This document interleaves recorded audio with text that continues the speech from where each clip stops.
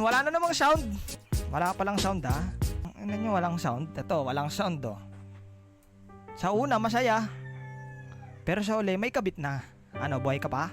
Malamang hindi na. Doon pa lang patay ka na eh. Alam mo mukhang bakit mabagal siya mag-reply sa'yo? Kasi bumibilis na sa iba. Sakit? Kasi mukha kang puwet. May sound na, wala pa rin. Wala pa rin sound? Ano, mukhang kailangan natang gisingin ng mga tao sa mundo ah. Ba't siya na nagpapaalam na maaga siya matutulog?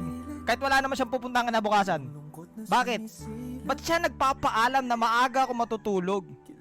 Bakit niya sinasabi na, Love, tulog na ako ah. Hindi ka ba na nagtataka?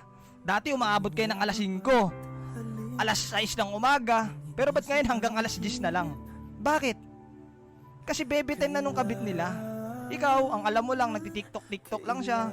Ay, ang alam mo lang, natutulog na siya, tapos ikaw patiktok-tiktok ka lang. Ang hindi mo alam, pinagpapalit ka na, boss. Bakit? Mukha kasing busabos. Pag hindi ka na mahal, kulong mo na. Kulong ko na, sir, kulong ko na. Akin anak ko. Oo, kulong ko na. Tapos na, sir, tapos na. Litong-lito. Ano gusto na, bebe ko? 5? May sound na ba? Sorry guys ha, napasobra yung mga ano ko eh. Hindi nyo kasi sinasabi. Kanina pa kayo walang sound ng walang sound. Kaya akala ko wala talagang sound eh. Sorry. My bad. Yun. Pero huwag mong kakalimutan na pag ito hindi kayo nag-uusap, may iba siyang kausap. Tama. Okay, let's back to the ball game.